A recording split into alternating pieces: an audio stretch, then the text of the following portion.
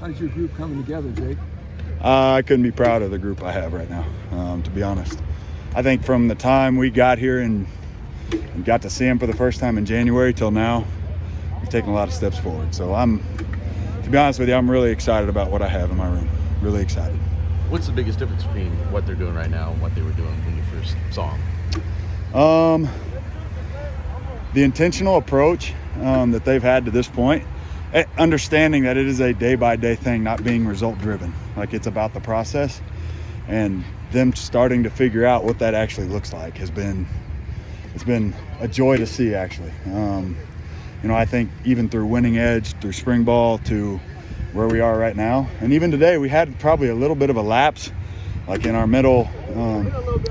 We came out a little flat, and understanding that's what gets you beat too. So you can't relax on it, understanding that it's about process, not results. So Has it helped to have some more veteran guys at the top of this room? I mean, CJ's been in a couple programs now. I guess so is Trey.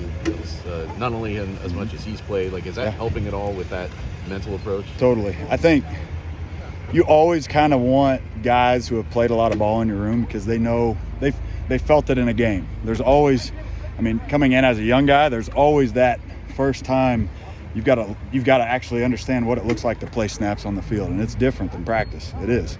So, like, the value CJ Nunnally, for instance, being able to, like, he's played a lot of ball in a lot of places. So he knows what it feels like on game day in a lot of aspects.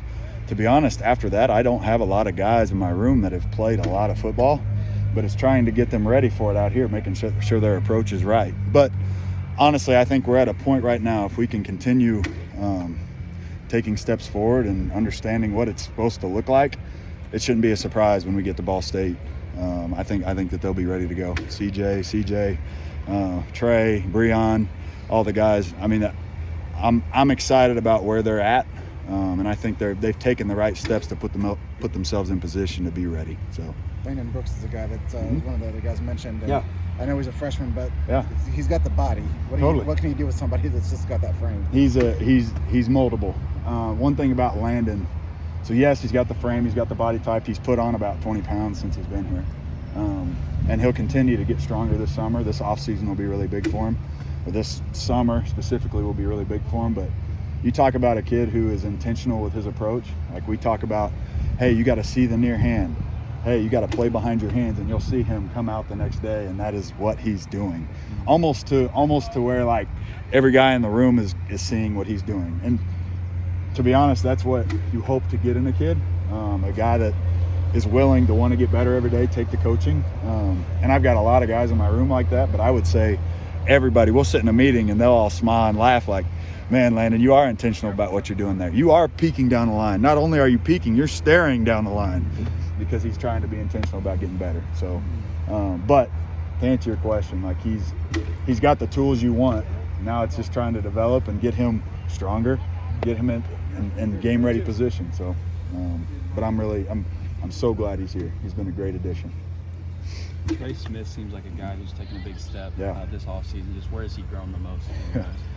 So I challenged Trey right when I got here, and what was cool about all these guys and the guys that were here was it was a clean slate when I got here. Like, and I told them, you can show me, you have a clean slate, you can show me what you're capable of. And to be honest, his approach, his physicality, and the way, like, he's respected by his teammates because of his approach is the biggest thing with him. I think everybody on the team sees the work that he puts in. He's consistent in what he does. He's got a routine every day. And again, taking the meeting room to the field, taking the individual drills to the field, taking coaching, he's been incredible with that. And I'm honestly, all my guys in the room have been, I'm just proud of the way that they have owned and continued to grow. I think all of them have grown in a lot of ways, and they've seen the results of taking the coaching, being intentional about their actions, and we're getting closer. Nunnally obviously had great success at the MAC level the last 2 years. What are you seeing this spring that makes you think he can replicate that, or does he have a ways to go to be able to have that kind of impact at the Big Ten level? He's right there. I think it's his approach. His approach is going to give him a chance every day, and he's another guy that is super respected by everybody because of the way he approaches it. He is the veteran aspect of playing a lot of ball, and even then, still taking the coaching, still understanding areas that he can grow.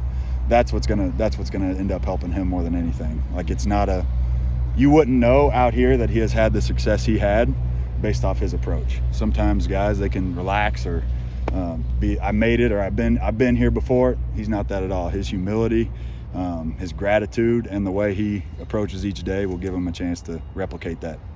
We talked to CJ Madden at the start of camp, and there was a lot of talk about his leadership back then. Just what's impressing you right now about him as a rush in?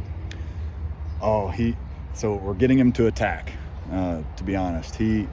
I think there was some habits that he had of not necessarily getting off the ball, not striking his hands the way they needed to. And yes, his leadership and all that, but his football play has continued to grow and improve. And I think like he's got, again, like you mentioned Landon Burks earlier, he's another guy with a lot of tools that you can use and mold. And I think the way that he is attacking tackles, the way he is getting off the ball has changed his game a little bit. I think he's becoming a better force, and I'm super proud of him. He is not only he's a guy too that even though he's got that leadership position, he's also a guy who is not fake, and he owns when he does mess up, and the guys respect him for it. And he's also a guy that has owned, like, that isn't good enough. What I did right there is not good enough, and I'm proud of him for it. He's been a delight to coach so far.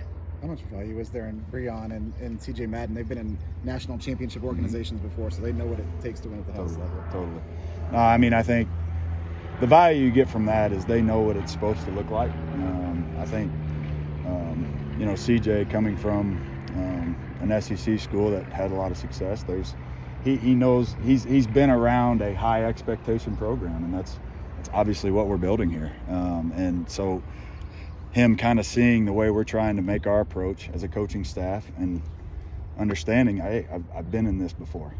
So that's had a lot of value. Breon, obviously, he was on a national championship team, and again, he knows what it's supposed to look like, and he knows the expectations that are set, and the minute details it takes to win a football game in the Big Ten and the SEC and high level football. I mean, you can go down the line. There's a lot of good football, but if you're playing, it's pins and needles. I said it to him today. It's like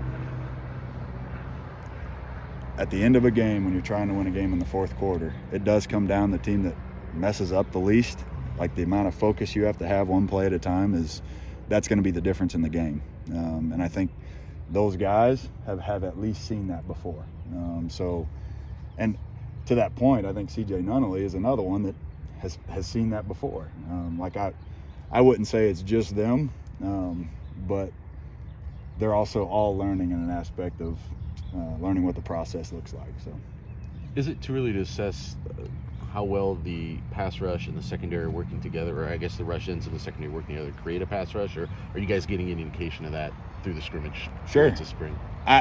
It's kind of funny, and I've worked with almost every position on the field, and I understand as a defensive back how important. I can't cover for 8 seconds, and coverages break down, and that's also something that we're trying to implement up front, attacking, trying to help. Like, we're better in coverage if we create pressure on the quarterback, if we affect the quarterback, and we don't necessarily talk about sacks all the time, but we talk about generating pressure, how can we affect him off his mark, how can we get him thinking about what's in front of him instead of what's downfield. So I have definitely seen growth in that aspect. Our defensive backs trusting the D-line, and then the D-line, hey, we got to uphold our end. We got to make sure that they're not covering for 6 to 8 seconds. I think there's a very much understanding of that.